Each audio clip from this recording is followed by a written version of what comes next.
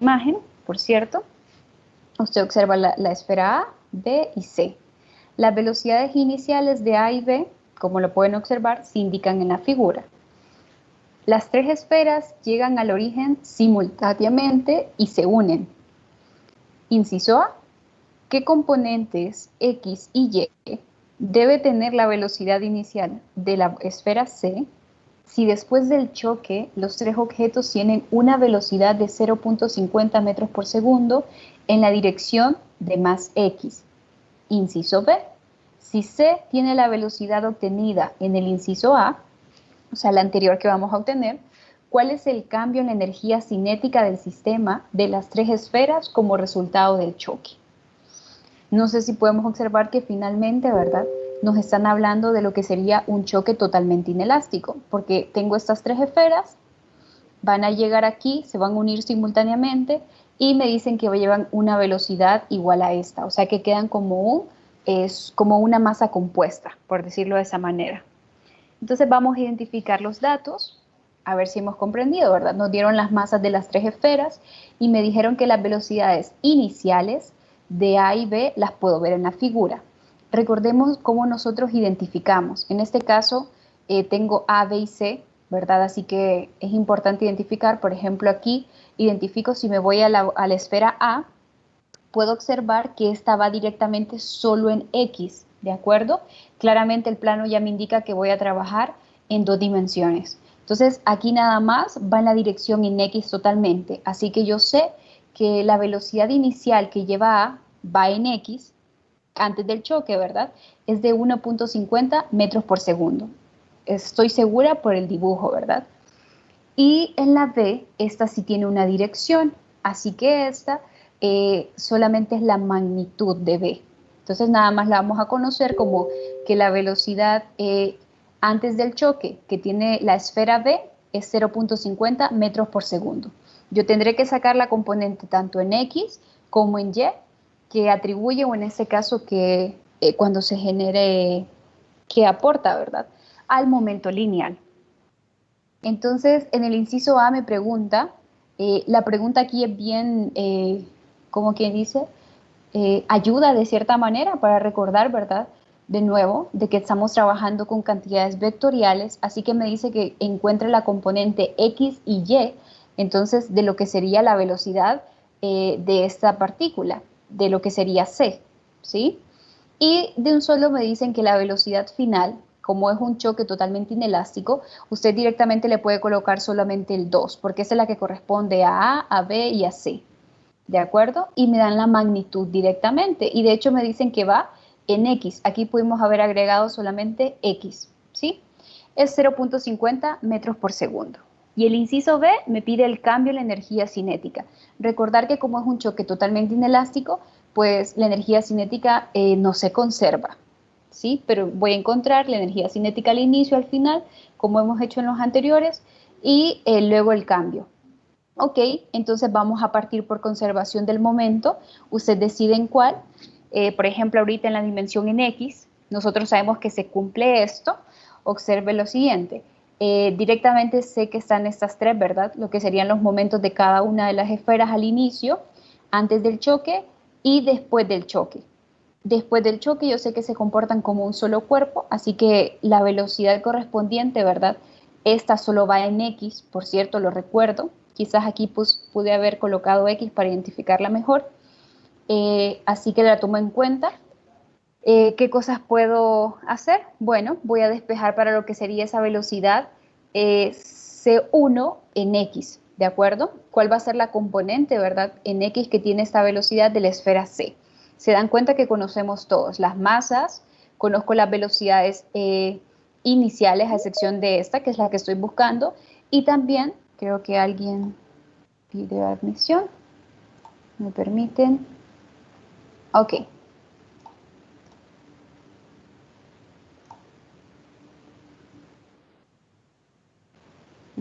Ok, ok, aquí vamos. Entonces, despejamos, ¿de acuerdo? Y conozco todo, así que simplemente vamos a sustituir. ¿de acuerdo? Se dan cuenta que generalmente me dan casi todas las cosas que yo necesito, ¿verdad? Para resolverlos. Solamente debo de recordar de partir de conservación de momento lineal, tomar en cuenta todas las partículas de mi sistema, porque ahí es donde hay conservación, ¿verdad? De que todo el momento antes del choque, el del sistema, el total, va a ser igual al final, ¿verdad? Ok, despejamos, sustituimos, y aquí es algo muy importante. ¿Qué cosas sí yo debo de recordar? Algo que yo, por ejemplo, que aquí está, es lo que sería la componente, ¿verdad? Que lleva la esfera B, porque esa tiene una dirección en X. Entonces, nuevamente les recuerdo, si les sirve de alguna manera. Si usted observa esta esfera, de cierta manera va hacia aquí, ¿verdad? O sea que yo tendría que traspasarla, por decirlo de esa manera, en este eje. Así que si me voy a las X y a las Y correspondientes, esta estaría en el eje de las X y de las Y negativas. Por eso usted observa este signo menos, ¿de acuerdo? Entonces, yo sé que ya han trabajado con ello, no sé de qué manera lo manejaron en su momento, ustedes ya lo conocen, pero más que todo lo que está escrito aquí, como les recuerdo nuevamente, es la componente en X que tiene la velocidad de la esfera B antes del choque. Si usted toma en cuenta, bueno, aquí está el ángulo, tomo el coseno de 60, ¿verdad? Y darse cuenta de esto. Por eso es la identificación.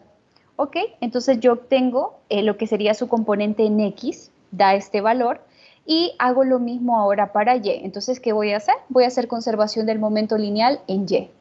Parto de esto. Ahora sí, en Y yo sé que aquí, ¿verdad? No hay un momento lineal asociado porque nos dimos cuenta que la esfera iba totalmente en el eje X. Así que me queda solamente esta expresión y también sé que la velocidad final tampoco tiene una componente en Y porque me dijo que esa rapidez final que tenían las tres que quedan en conjunto, nada más iba en la dirección en X. Entonces, esto también es cero. O sea que finalmente observan que me queda una expresión más corta, igual a cero, y despejo para lo que yo necesito conocer, que sería la componente en Y de la esfera C antes del choque. Ok, me queda esa expresión, sustituimos los valores, nuevamente les recuerdo, ¿verdad? Aquí yo necesito conocer la componente en Y de lo que sería la esfera B antes del choque. Vuelvo allá, ¿se acuerdan que dijimos, verdad? Si usted observaba eso quedaba en las direcciones de X y Y negativos, por eso usted observa ese menos, y ahora utilizo el seno de 60 grados. Ok, entonces al final, ¿verdad? Podemos decir que las componentes iniciales de la rapidez de la bola C son estas que están acá, ¿de acuerdo? Este es su componente en X y ese es su componente en Y. Ahora bien, si queremos conocer la velocidad inicial, el inciso A no me lo pide, pero lo voy a hacer porque el inciso B, que me pide la energía cinética, yo necesito conocer esas velocidades, la magnitud, ¿de acuerdo? Entonces voy a sacar la magnitud, o sea, voy a sacar el valor, ¿verdad?, que tiene la velocidad. Y nuevamente, como les repito, trabajando con vectores, usted sabe que la magnitud se obtiene, ¿verdad?, la raíz de sus componentes al cuadrado, la suma de ellas. Me da este valor, así que yo sé que esa es la velocidad inicial que tenía la esfera C. Entonces, para conocer la energía cinética, la denominamos K1, ¿verdad? Sería igual a la suma de la energía cinética de cada una de las partículas que tiene el sistema. En este caso me interesa la rapidez que tienen antes del choque. Conozco todas, así que se dan cuenta que lo único que voy a hacer es sustituir. Obtienen este valor, se dan cuenta que la energía cinética es 0.1044 joules. ¿Ok? Y vamos ahora a lo que sería la energía cinética final, ¿de acuerdo? K sub 2. Aquí, bueno, se ha colocado de una forma más compacta, igual como les recuerdo, ¿verdad? Esto es para ahorrar de escribir tanto, porque entre más partículas tengo en el sistema, pues más largas se pueden hacer, mis expresiones. Entonces, sustituyo, conocemos todo nuevamente y me da este valor. Claramente esperábamos que la energía cinética al final pues fuera menor que la inicial. Entonces usted al final lo que nos pide es el cambio, así que el cambio sé que es la resta de ambas y me da menos 0.0919 joules, ¿de acuerdo? Entonces al final si usted observa, cada una de las cosas que nosotros realizamos son partir de conservación de momento lineal, darme cuenta en cuántas dimensiones estoy trabajando y de esa manera irlo haciendo. Recordar que como son vectores, yo necesito saber cómo, que ustedes yo sé que ya lo manejan, ya lo saben, ¿verdad? Obtener la componente en X y en Y de dichas velocidades. Y nada más cuando hable de energías, ¿verdad? Realmente recordar en qué choques puedo usar conservación, en los que no, pues prácticamente lo que me van a pedir puede ser el cambio o quizás alguna energía inicial cinética relacionada. Veamos otro. Este es un poquito más conceptual, no conceptual, sino que realmente es trabajar un poquito con variables. Darnos cuenta de algo que les mostré, que fue el capítulo 8.4, la sección 8.4. Y bueno, veamos. Usted tiene esto, ¿verdad? Nos dicen que hay una bola de masa m que sufre una colisión frontal. O sea que a esta bola, digamos que estaba la bola de masa m, sufre una colisión frontal elástica contra otra segunda bola que estaba en reposo. O sea que a esta es la que colisiona. Y esta rebota con una rapidez igual a 0.350 de su rapidez original, ¿sí? Entonces nos preguntan cuál es la masa de la segunda bola, ¿ok? Entonces podemos identificar datos. Aquí, más que todo, ¿verdad? Por decirlo de esa manera, un poco de el lenguaje es tomar en cuenta que esta masa m es la que sufre la colisión. Así que si nosotros queremos seguir el orden que siempre hemos hecho, ¿verdad? Usted parte de la que está aquí, luego viene la otra y colisionan entre sí, la masa MA es la que nosotros queremos conocer, ¿sí? La masa MB es la M, la que sufre la colisión, pero igual esto es más de la manera como acabo de mencionar, porque aquí nos dice que esta, ¿verdad? Es la que es colisionada. Ok. Y las velocidades. Bueno, en este caso, creo que las velocidades estarían al revés. Déjenme verlo. Sí, aquí las velocidades están al revés. Esto se me olvidó cambiarlo. Pero en general, no va a importar al final. Nos vamos a ir dando cuenta que esto igual podemos darle vuelta. No hay problema. Pero en general tengo una bola de masa m, va a colisionar frontalmente con otra que se encuentra en reposo y conozco lo que es que la rapidez, ¿verdad?, que tiene esta de masa m es de 0.350 de su rapidez original. O sea, esos son los datos que me dan. Y yo quiero conocer la masa de la segunda bola. No sé si ustedes lo recuerden, o sea, yo puedo partir, como es un choque elástico, yo puedo partir de conservación de momento lineal, claramente. Como esta está en reposo, esto se hace 0, ¿sí? Aquí está cambiado, esta se hace 0. Y me queda esta expresión. También puedo utilizar conservación de energía cinética porque es un choque elástico. Sé que se conserva, esta también se vuelve 0, así que me queda esta expresión. No sé si estamos de acuerdo con esas dos expresiones. Ahora bien, aquí quiero recordarles un poco, y por eso lo he colocado de esta manera. ¿Se acuerdan si nosotros vimos la sección 8.4? Les mencionaba que era más que todo un ejemplo. Si usted tiene estas dos ecuaciones como tal, hay muchísimas cosas que desconocemos. O sea, se vuelve muy complicado el sistema que necesitamos para poder resolverlos. De hecho, solo tendría dos ecuaciones y tengo más incógnitas. Entonces, algo que el libro nos mostraba, ¿verdad? Y si no, usted regrese a la teoría de la 8.4 que ya vimos, por eso aquí no lo he hecho completamente, es de que se despejaba para lo que eran sus velocidades de ambos cuerpos después de la colisión, que serían estas dos, y las dejaban en términos de la masa y de la velocidad inicial. Por eso he colocado esos tres puntitos, porque en realidad eso lo hemos realizado en la sección. Entonces usted puede regresar y darse cuenta que llegábamos a estas dos expresiones, ¿sí? Ok, entonces claramente, ¿cuál de estas expresiones para mí es la más útil? Según lo que yo conozco aquí, pues yo tengo información de lo que es la bola, como mencionaba aquí anteriormente, ¿verdad? Dependiendo cómo usted lo decida, pero aquí vamos a suponer que conocemos que esto está cambiado. que suponemos lo de que tiene la bola A, yo conozco cuáles son su rapidez asociada antes y después, porque me dice que la que tiene después es 0.350 del original, así que podría eliminarme esta variable, ya que está en términos de esta otra. La masa, yo sé que es m. En general, por ejemplo, darles una idea, ¿verdad? Usted podría tomar un valor para m y decir m son 5 kilogramos, 10 kilogramos, etcétera. Si a usted se le complica mucho, pero en realidad se va a dar cuenta que le va a quedar en términos de este valor de m, ¿sí? Que es un valor de masa, ¿verdad? Entonces voy a tomar en cuenta esta, que es esta que está acá, ¿sí? Porque claramente es donde yo tengo más información y voy a sustituir las cosas que sé. Conozco esto que está acá, ¿de acuerdo? Entonces me queda esta expresión de esta manera, no sé si nos fijamos, así esta variable ya de cierta manera pues me la quito, ¿no? De encima. Puedo darme cuenta que si hago este cambio, puedo observar que también me puedo eliminar esta variable y al finalmente me queda algo como esto.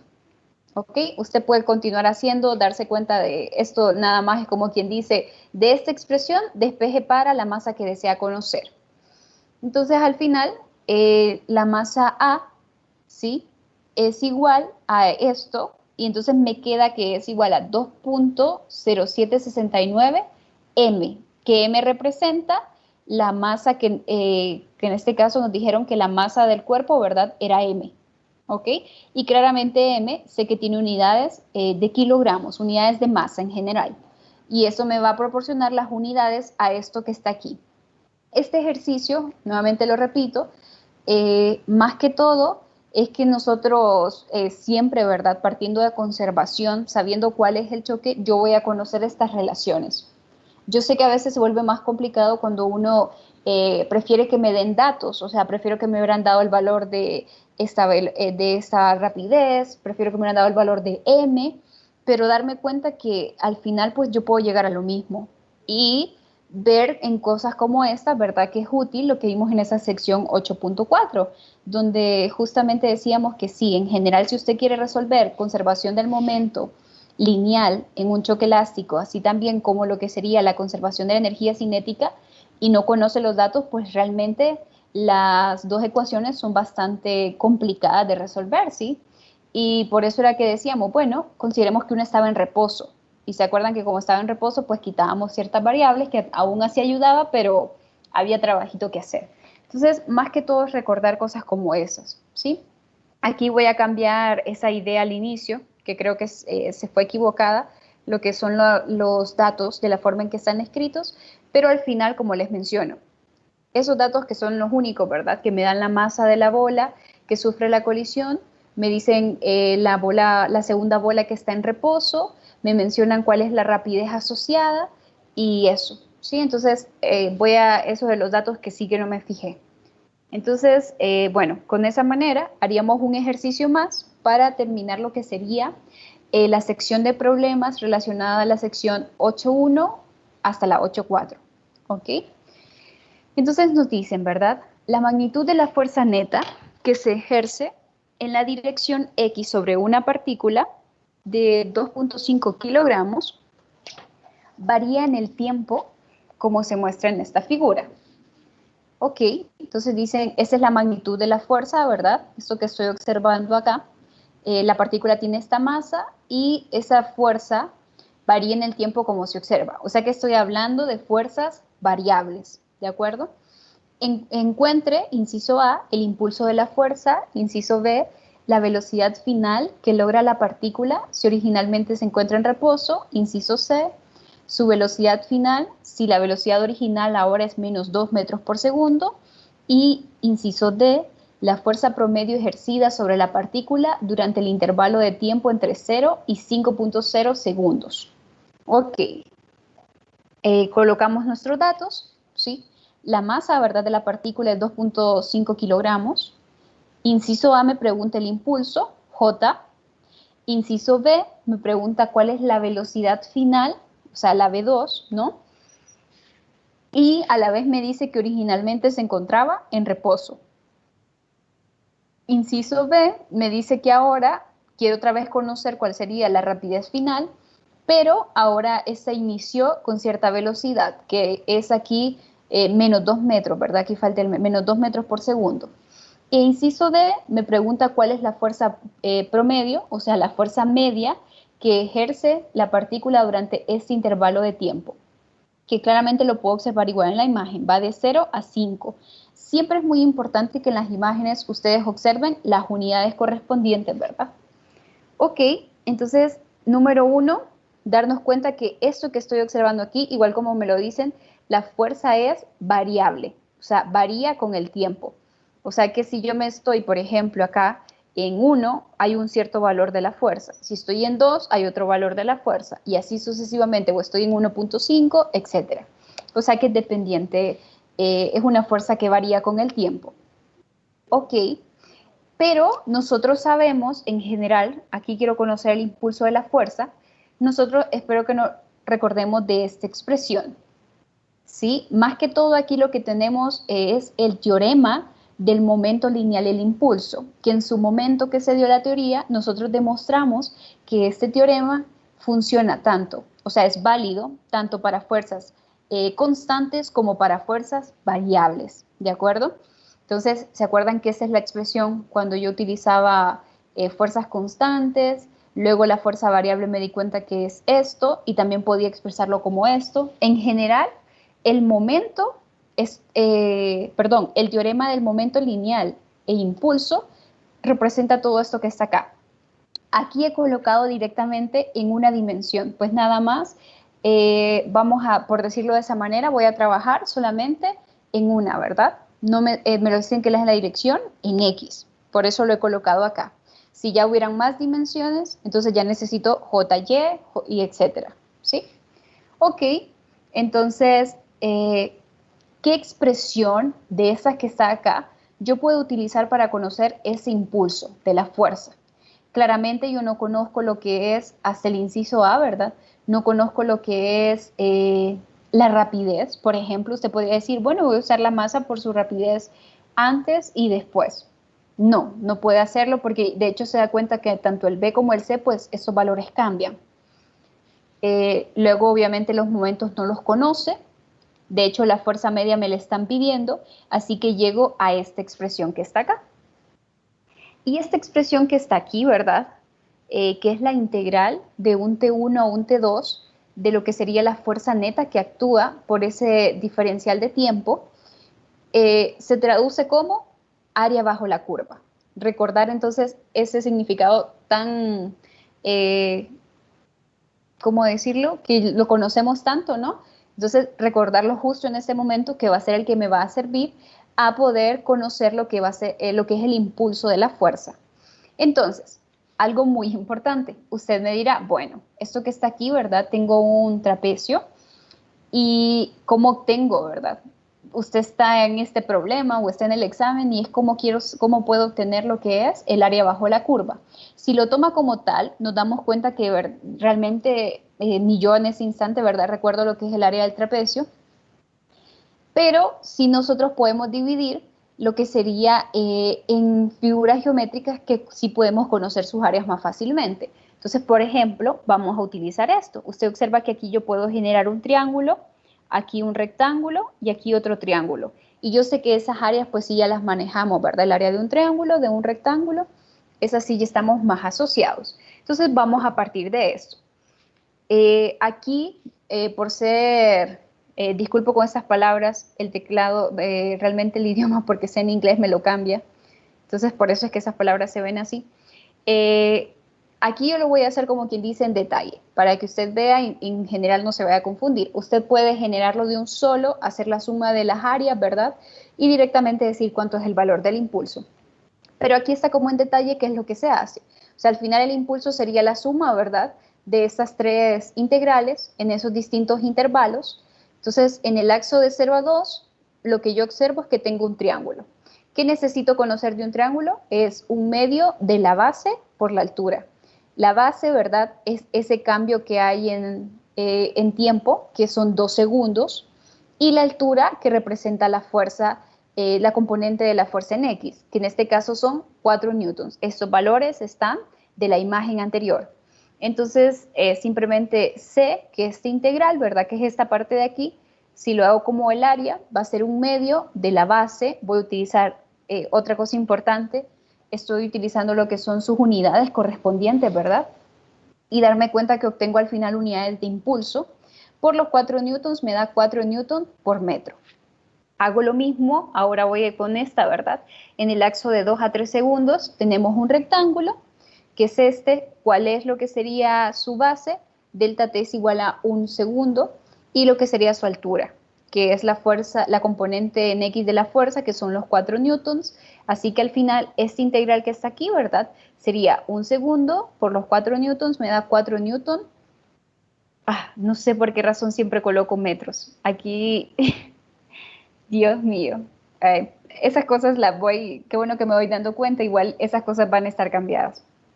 Ok, serían newton por segundo, ¿verdad? Entonces, tiene esto, luego hacemos en el axo de 3 a 5, tenemos un triángulo nuevamente que va de esta manera, veo el axo, va de 3 a 5, son 2 segundos, y lo que sería fx promedio. Nuevamente les repito, ¿verdad? Que estas fx, usted las observa que es como quien dice de la imagen.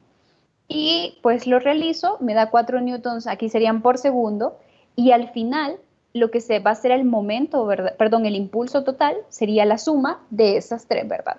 Que sería esto, más esto, más esto. Nuevamente me disculpo por las unidades, me quedan 12 newton por segundo, ¿de acuerdo? Ok, entonces darme cuenta que por eso me gustó haber colocado toda la definición del impulso para que usted notara de cuál expresión debo partir. Ok, en el inciso B me está pidiendo ahora, ¿verdad? Que yo calcule lo que es la rapidez después, ¿de acuerdo? Suponiendo que la primera es 0.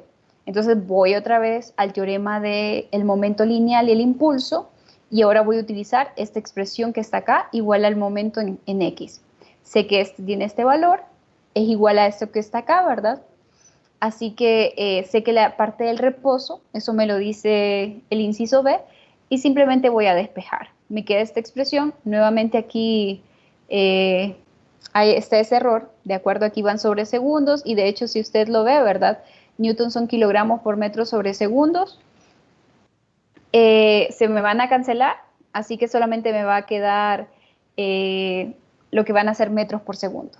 Porque son, perdón, son newton por, los newtons son kilogramos por metro por segundo cuadrado. A multiplicarlo por segundo, se me cancela un segundo, los kilogramos se me van, me quedan metros por segundo. Entonces, este cambio de unidades, igual nuevamente, es importante que usted siempre lo observe, ¿verdad? O haga para que sepa que son correspondientes.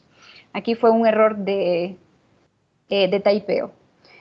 Ok, hacemos el inciso C, que es lo mismo anterior, solo que ahora sí parto con una rapidez inicial que tiene menos 2 metros por segundo. Así que lo hago, despejo, me da esta expresión. Nuevamente les repito aquí el error, ¿verdad? Y esto me queda 2.08 metros por segundo. Siempre estoy partiendo de que de la definición, de todas las definiciones que tengo de hecho para lo que es el teorema del impulso y del momento lineal.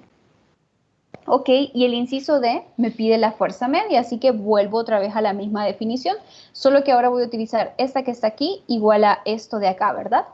Entonces simplemente sé que la fuerza media va a ser igual a esto, hace el despeje correspondiente, nuevamente aquí las unidades son por segundo, y la fuerza media al final que se aplica, ¿verdad? Son 2.4 newton. Creo que aquí es donde más puedo observar, por ejemplo, el error de imagen, de unidades, perdón.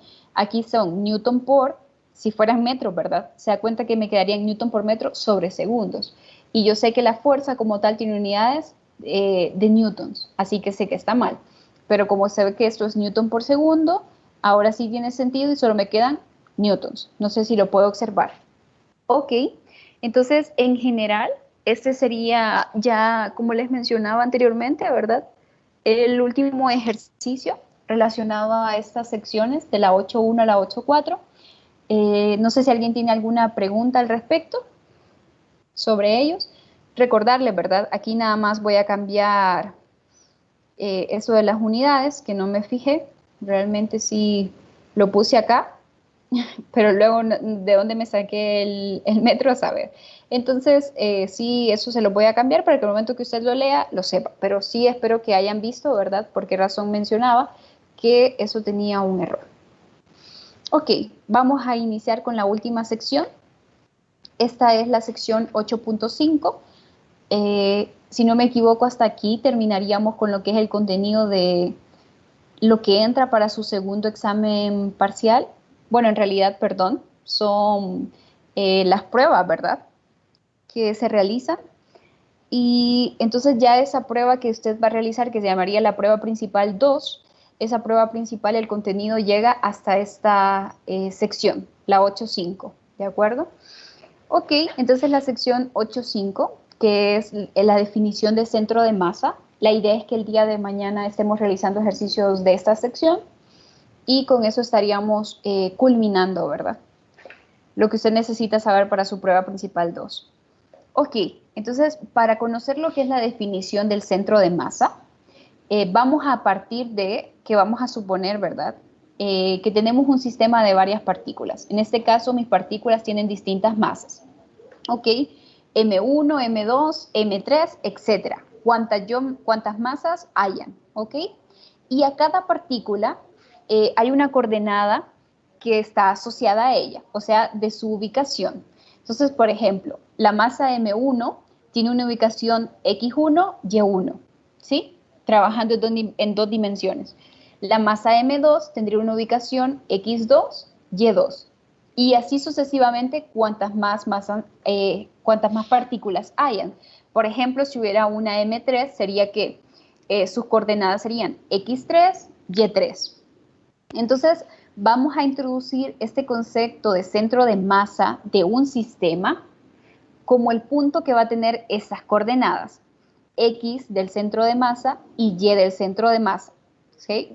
Esta va a ser su componente en X y esta va a ser su componente en Y. ¿Y qué va a ser este X centro de masa y este Y centro de masa? Entonces están definidos como esto que usted observa acá. X del centro de masa dice que es igual a esta fracción, donde en la parte de arriba usted observa que es la masa multiplicada por su componente en X, más la siguiente masa o de la partícula 2 por su componente en X, más lo que sería la partícula 3 multiplicada por su componente en X, y así sucesivamente cuantas partículas formen el sistema que esté analizando. Eso va sobre lo que es la suma de las masas, ¿sí? De todas las partículas que estén.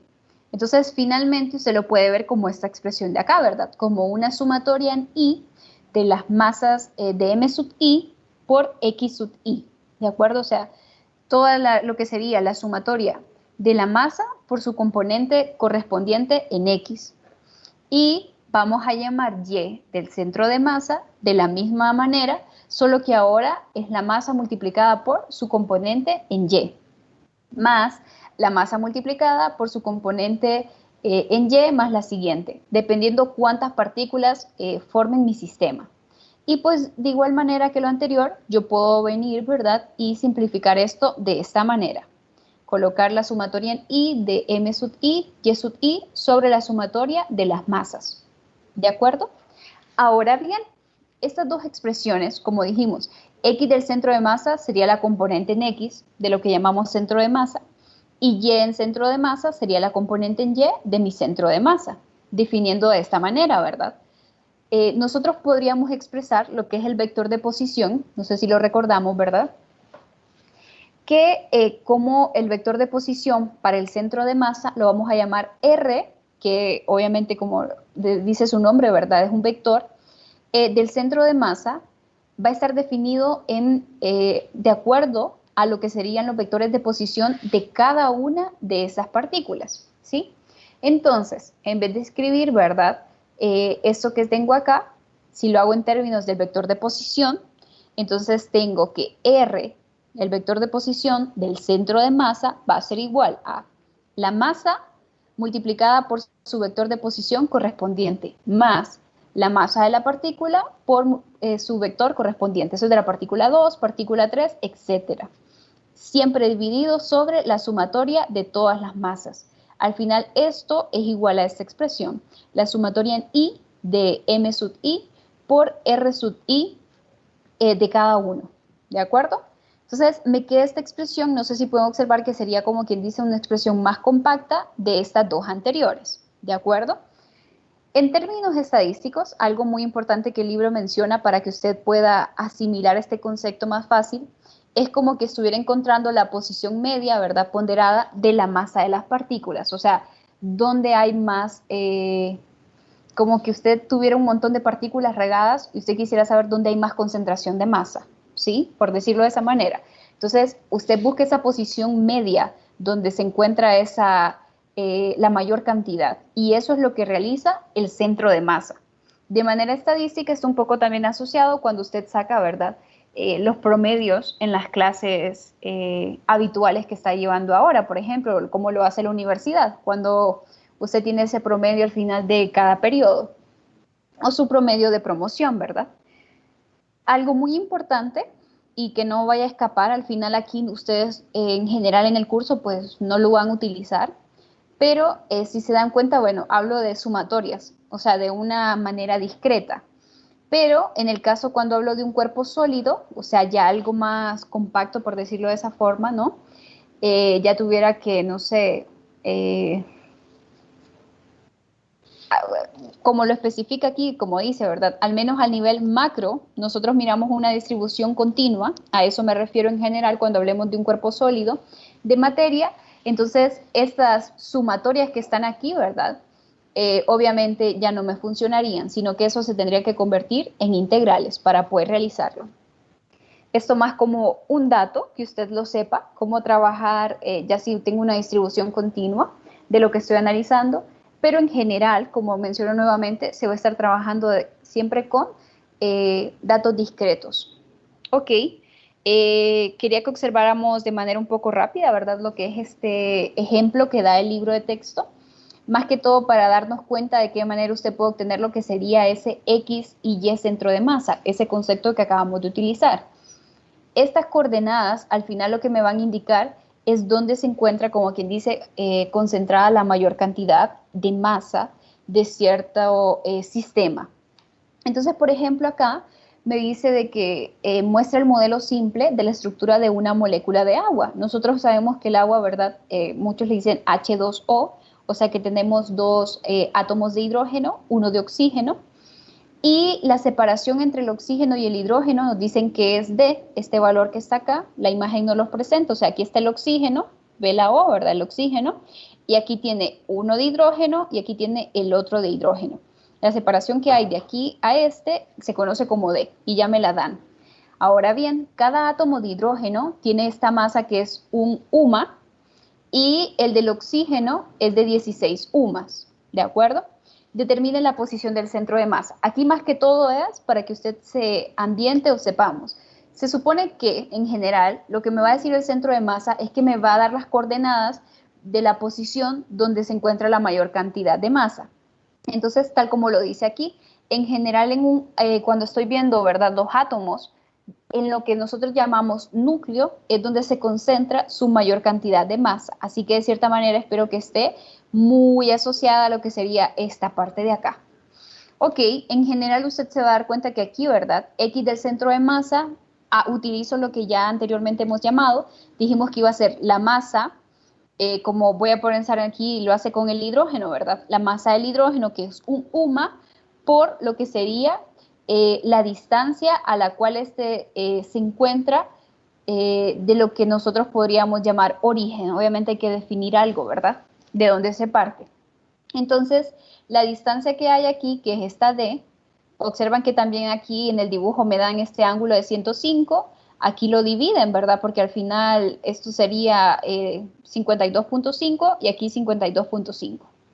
Ok, la primera parte sería D por el coseno de 52.5, esa distancia hace lo mismo con el otro, o sea, aquí al final el libro pudo haber colocado un 2 porque son dos de hidrógeno, más lo que sería el de oxígeno, que son los 16. Ahora bien, el de oxígeno se encuentra en el centro completamente, o sea que sus componentes, tanto en X como en Y, son 0. Entonces, bueno, finalmente le da este valor en lo que sería X del centro de masa. Aquí lo dejo dependiente de D, pero D ya lo conocemos, usted lo puede sustituir y da este valor. En Y hace exactamente lo mismo, no sé si se dan cuenta, aquí toma el signo menos porque aquí me quedan Y los negativos, ¿verdad? Pero otra vez en el oxígeno, la componente que tiene en Y es 0, porque está en el origen, donde está lo que sería el átomo de oxígeno, ¿verdad? Entonces, finalmente, usted se da cuenta que el centro de masa solamente está distribuido en lo que sería X, ¿sí? No tiene una componente en Y y tiene sentido. Y se da cuenta que es un X, o sea, es un valor pequeño este que está acá, ¿verdad? Pero es un valor positivo, o sea que está distribuido un poco a este lado y tiene, nuevamente les repito, el centro de masa lo que hace, ¿verdad? Es decirme dónde se encuentra distribuida la mayor cantidad de masa de todo el sistema. Entonces aquí lo presenta con una X. Claramente, si usted observa hacia la misma imagen, tengo algo aquí, yo espero que esté más o menos de este lado, ¿verdad?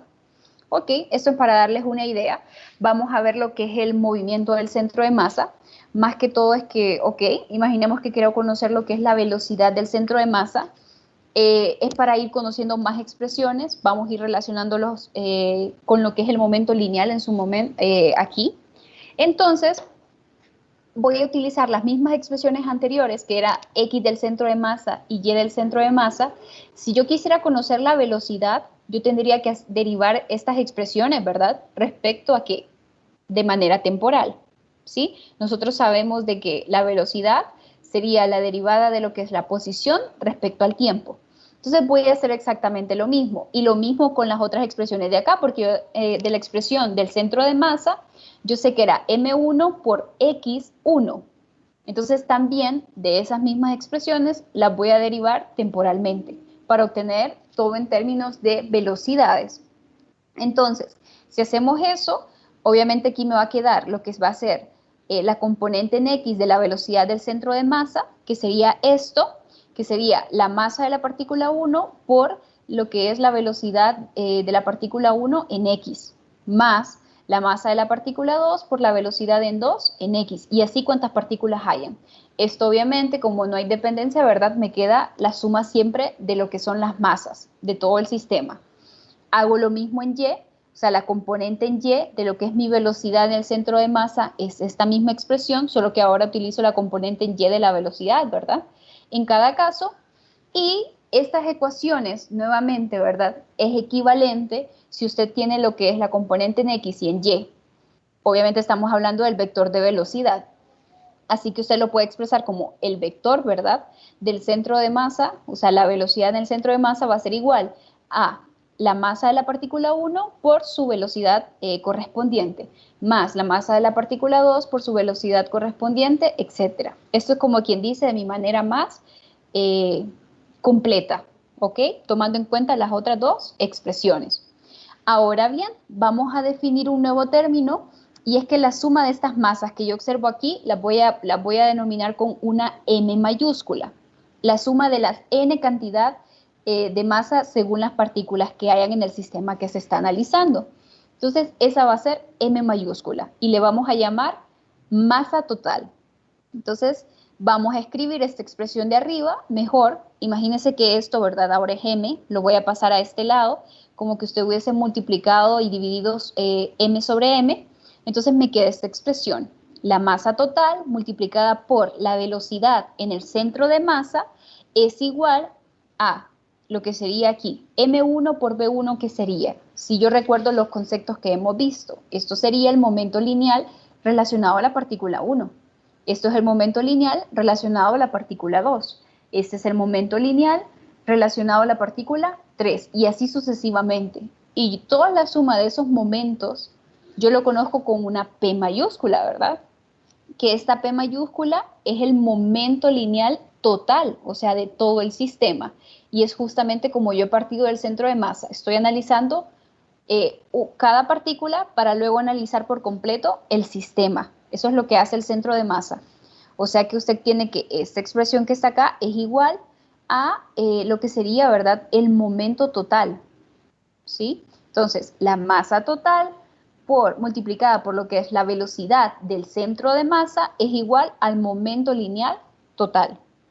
Ok, entonces podemos continuar y vamos a hablar un poco de lo que es cómo interfieren las fuerzas externas en el caso del movimiento del centro de masa. En lo anterior, no sé si usted se acuerda, ¿verdad? Nosotros hemos utilizado que esto que está acá se conserva si las fuerzas externas que están actuando son cero o son despreciables, que es lo que estamos considerando en los casos, por ejemplo, choques a un automóviles o en general los casos que estamos viendo en los distintos problemas que se han presentado. Pero, ¿qué pasa? O sea, usted sabe que este P se mantiene constante si las fuerzas netas externas que están actuando son cero. Así que si yo despejo para lo que es la velocidad del centro de masa, que se obtiene esta expresión, se da cuenta que al final, si P es constante, esta también va a ser constante. Ok, creo que eso ya lo sabemos anteriormente por lo que se vio, pero ¿qué sucede en el caso cuando la fuerza externa neta de las partículas no es cero? ¿Sí? O sea que no se mantiene constante. Obviamente el momento lineal total cambia, ya sabemos que esto no se conserva, y la velocidad del centro de masa no va a ser la misma que hemos definido acá. Entonces, para poder notar la diferencia de qué es lo que pasa cuando la fuerza neta que actúa no es cero, entonces vamos a utilizar la misma expresión anterior, solo que ahora vamos a hacer la derivada temporal de la velocidad. O sea, de lo que tengo aquí, ¿sí? Lo voy a derivar temporalmente. O sea que voy a obtener la aceleración, ¿verdad? No sé si nos damos cuenta, definiendo esto, ¿verdad? Me queda que la masa total por la aceleración en el centro de masa va a ser igual a la masa 1 por la aceleración que lleva esta masa 1 más la masa 2 por la aceleración que lleva la masa 2 y así sucesivamente cuantas más sean en el sistema. Entonces, no sé si usted puede observar qué significa esto de acá, ¿verdad? Esto de aquí sería la sumatoria de fuerza relacionada a la partícula 1, luego a la partícula 2. Ahora bien, si tiene la suma de todas, sería la sumatoria de fuerzas total que actúan sobre todo en el sistema, ¿verdad? Como quien dice, la fuerza neta que está actuando en el sistema. Ahora bien, recordemos esta sumatoria de fuerzas. La sumatoria de fuerzas como tal, como hablamos en el capítulo, creo que fue en el capítulo 8.2, si no me equivoco, pero usted ahí lo va a poder observar. ¿Se acuerda que hablamos dos significados, fuerzas externas y fuerzas internas? Entonces, la sumatoria de fuerzas, como lo mencionamos cuando el momento de definir el momento, ¿verdad? Dijimos que va a ser la sumatoria de las fuerzas externas que actúan en el sistema más la sumatoria de las fuerzas internas, ¿ok? Y yo sé que esto a su vez, que es la sumatoria de fuerzas, que es esto que usted observa acá, es igual a la masa total por la aceleración en el centro de masa. ¿Ok? No sé si vamos bien hasta esta parte. Ahora les recuerdo un poco. Usted recordará de esta expresión que la sumatoria de fuerzas internas, al final, ¿verdad? Por la tercera ley de Newton, que es acción-reacción, estas se terminan cancelando si la colocamos en pares, ¿sí? O sea que esto que está acá se hace cero, ¿ok? O sea que solo nos queda que la sumatoria de fuerzas externas va a ser igual a la masa total del sistema por la aceleración del centro de masa. Esta expresión que está aquí es muy importante. O sea, esto es lo que sucede en general cuando la sumatoria de fuerzas externas no es cero, ¿sí? Nos damos cuenta que si este es cero, pues claramente implicaría, ¿verdad?, que la aceleración sea cero, así que la velocidad es constante y es lo que ya sabemos anteriormente. O sea, cuando la sumatoria de fuerzas externas es cero, sabíamos que la velocidad es constante y que el momento lineal total también lo es. Entonces, en general, con este significado, es decir, ¿verdad?, está relacionado al cuerpo o a un conjunto de partículas, este que está acá, que al final nosotros sabemos que esta sumatoria de las fuerzas externas que actúen, ¿verdad?, sobre el sistema, las fuerzas externas netas que actúen sobre el sistema, va a ser igual a lo que sería la masa total de todo el sistema por lo que es la aceleración en el centro de masa. ¿Ok? Entonces, este resultado es muy importante. Y finalmente, para terminar, yo sé que ya tenemos 2 minutos, es que hay otra forma más útil de describir el movimiento de partículas. Voy a regresar a esta expresión de acá, ¿sí? Que la masa total por la aceleración en el centro de masa, ¿verdad? Esto yo lo puedo escribir igual a como m y la aceleración como la derivada de la velocidad en el centro de masa, la derivada temporal, ¿sí? Nuevamente, como partimos del impulso, no sé si usted lo recuerda, ¿verdad? Perdón, del momento lineal, esta m es un valor constante, así que no hay ningún problema en meterlo, ¿verdad? Dentro de la derivada. ¿Para qué? Para que observemos que esta m, por la velocidad del centro de masa, yo puedo definirlo como lo que sería, y ya lo hemos visto anteriormente, el momento total lineal del sistema, ¿sí? Entonces, ¿a qué expresión llego? La masa total del sistema por la aceleración que hay en el centro de masa es igual a la derivada temporal que tiene el momento lineal total del sistema. ¿Ok? Y esto que está acá, pues yo sé que también es igual a la sumatoria de fuerzas externas, ¿verdad? O sea que la sumatoria de fuerzas externas también es igual a la derivada temporal del momento total lineal. Esta expresión, así como la expresión anterior, y de hecho esta que está acá, permítanme, esta que está aquí, que al final es la misma que he colocado al final, son las más importantes a recordar por cuando yo necesite relacionar, o en este caso lo que voy a hacer es que voy a ver quizás el momento, ¿verdad?, total del sistema visto desde el centro de masa y darme cuenta cómo este momento lineal del sistema se relaciona con el centro de masa, cómo tiene relación, o sea, como que usted tuviera varias partículas, el centro de masa lo que hace es de que me va a indicar dónde está ubicada la mayor cantidad de masa de todo el sistema. Y esas coordenadas me pueden servir para que yo pueda conocer, de acuerdo a lo que yo pueda conocer, si su velocidad, su aceleración, yo lo pueda relacionar con lo que sería el momento total del sistema. Observe que aquí es una P mayúscula, ¿verdad? Que sería la suma de todos los momentos de las partículas que estén actuando en el sistema. ¿De acuerdo? Entonces, con esto estaríamos culminando lo que es la teoría, ¿verdad?, de este capítulo. Alguien escribió en el chat, no me fijé. Ah, ok. Muchas gracias, Ariana. Entonces, finalmente, con ello, ¿verdad?, estaríamos culminando lo que es la teoría. El día de mañana se planea, pues, realizar ejercicios. Realmente el concepto de centro de masa, como usted lo miró, es bastante sencillo. Vamos a ver realmente si lo hemos comprendido, pues el día de mañana vamos a hacer aplicación de él. Y en general al inicio, pues igual planeo hacerles una retroalimentación, como quien dice, lo más importante, y luego realizar problemas. También quería pedirles antes, sé que ya estoy pasándome un poquito del tiempo, un favor. El día de mañana, de ser posible, ¿cuántos tienen la posibilidad de poder activar su cámara el día de mañana? Más que todo es porque necesitaría tomar una fotocaptura. Como les recordaba, ¿verdad? El día de mañana, bueno, igual se los menciono, es mi último día con ustedes. Entonces, para poder colocarlo en lo que sería mi informe de práctica, de ser posible, los que pudiesen el día de mañana activar su cámara, solo sería un momento, ¿verdad? Mientras tomo lo que sería la fotocaptura, se los agradecería. Los que tienen la posibilidad. Si no, igual lo comprendo. Y también recordarles que el día de mañana viernes está la prueba control de lectura, ¿sí? Entonces no sé si igual supongo que por el Telegram se comunican, ¿verdad? Entonces para que estén pendientes de ello, ¿de acuerdo? Y no vayan a olvidar lo que el día de mañana es. No sé si Miguel les quisiera decir algo al respecto. De ser así, dejo de compartir. Igual si alguien tiene alguna pregunta, pueden decírmela, ¿verdad? Solo para aclararles, no sé si se escucha. Sí, la prueba de será del capítulo 8, ¿verdad?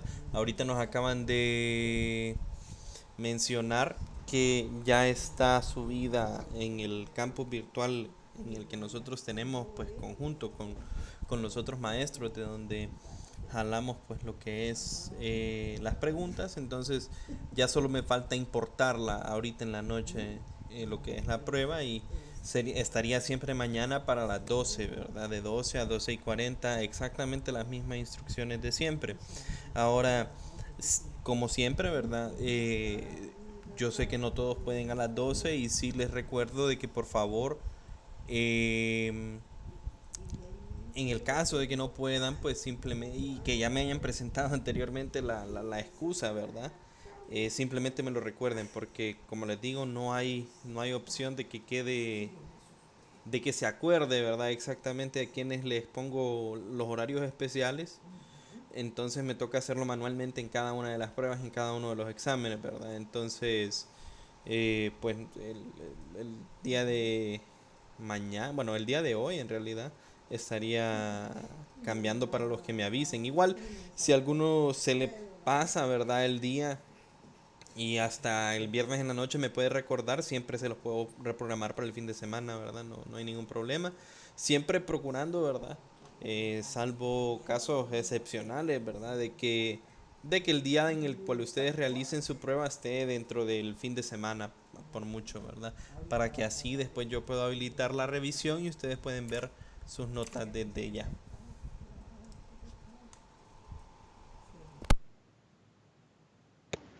Bueno, si nadie tiene alguna pregunta al respecto, los veo el día de mañana y que pasen una feliz noche. Buenas noches, Lick.